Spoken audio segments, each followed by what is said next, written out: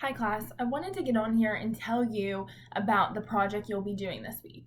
So instead of a test or quiz or type of assessment that way for our novel To Kill a Mockingbird, I'm going to have you create or complete a TEPAC analytical paragraph chart. Okay, and so what that means is it looks like this, and I'll have these linked and I'll go through and show you what they mean. But what that stands for is the T is for topic sentence, E for evidence, P for paraphrase, A for analysis, and C for concluding statement. So kind of like a conclusion. And so those are each part of what your paragraph should look like in a formal essay. And so I think that this is going to be better because it's going to help you set that up as if you were writing the essay. Now, you're not going to actually write the complete essay. You're going to have 3 prompts for these charts to complete. So basically, it would be like you were writing 3 full paragraphs of these answers. Okay, so that would create an entire essay. So the way it looks is it says, how did society shape and influence Scout and To Kill a Mockingbird? So that's going to be your first prompt. And what that's going to look like here is right here you're going to have student response topic sentence, and that's going to be your T, right, of our TEPAC paragraph formula. So here's where you're going to put your topic sentence as if you were writing, in a paragraph. Here is where you're putting the evidence. Provide evidence showing what Scout was like before the trial. So what the evidence means is actually a quotation from the novel that you think shows who she was before the trial started. Here is where you're going to paraphrase the evidence. Paraphrasing means that you put things into your own words, right? So you're going to write that same, basically you're just going to rewrite that statement of evidence into your own words.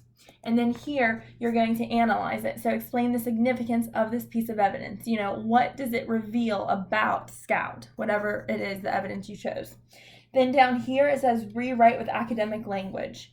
Okay, and so what that means is you're going to use synonyms. That's like the revision portion. If we were writing, a standard essay, we go through, we change synonyms, we use vivid language, descriptive language, and things like that. So basically, you're just going to rewrite each of these boxes, but here to a more formal, academic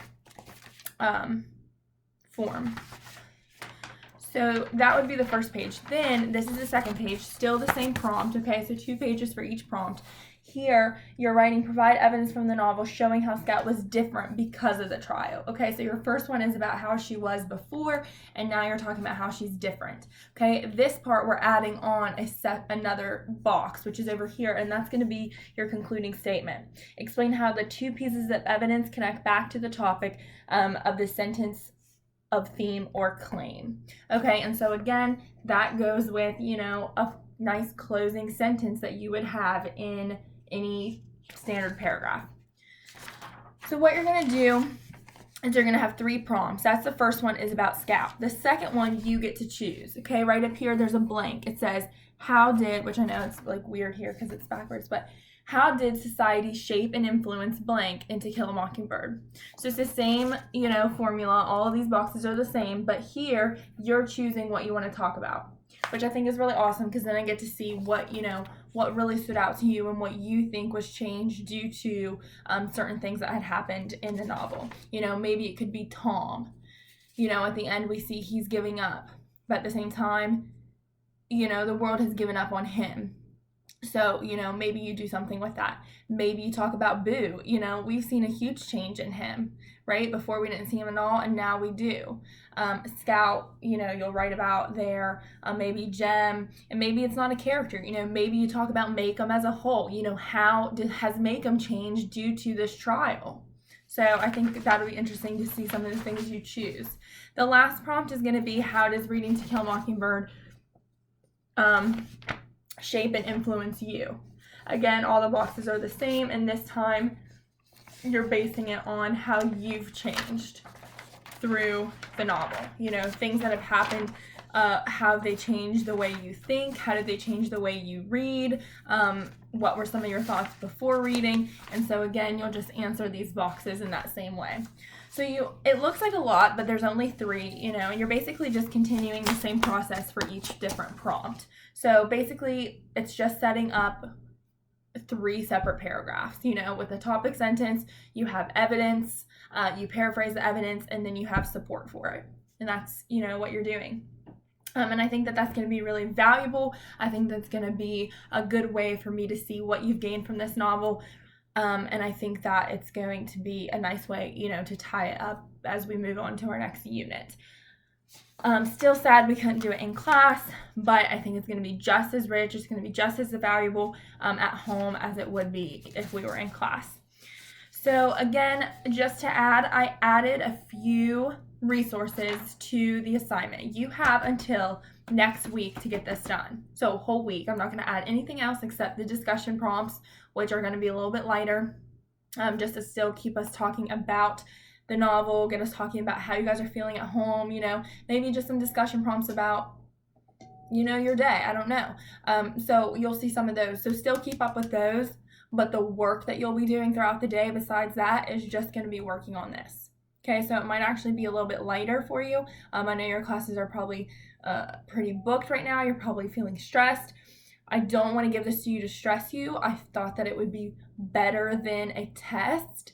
And I also thought that it'll be beneficial because this kind of analytical paragraph will be used in any type of writing. Any essay you do where it's asking for textual evidence, this is going to be, a great formula for you to use. Okay, so this is going to be any type of writing, not just the prompts that you see today. So overall, I just thought that would be a great assignment. This is where it talks about what each of the letters stand for, right? The TEPAC process. Again, I told you what each of those meant and just kind of goes into detail, and then it gives you some typical language features. And that's actually going to help you on the bottom where you're fixing, you're revising and doing the academic language. Okay, just some notes on how to do that. I've also linked this page. This page is Analytical Writing Language Supports. And so what that means is it tells you how to set up your writing. How do you introduce evidence? Do you say, Scout said, and then you do it? Or do you just do quotations and then I don't know who said it? No, you set it up and you say, for example, on page blank, so-and-so says, and then you give me the quote. Or you say what you think, and then you say, for instance, in the text it states, and then you do a quote. The author cites evidence that illustrates, and then you tell me what they say. And so this is the type of writing you're going to be doing in essay writing or in research writing as well. Okay, so this is going to really set you up for when we do the research paper. I don't even stress about that yet. So then it also tells you language that frames paraphrasing information. So in that case, you'd say things like, in other words, or at this point in the story, and then you give examples to sum up, or in summary, and then you explain, a paraphrase. And so all of those sound good. It gives you how to set up analysis, some points and tips on what that means, and then also concluding statements. So how you would say, again, you could say to sum up or in summary, you could say as one can see, or to emphasize blank, and then you can continue.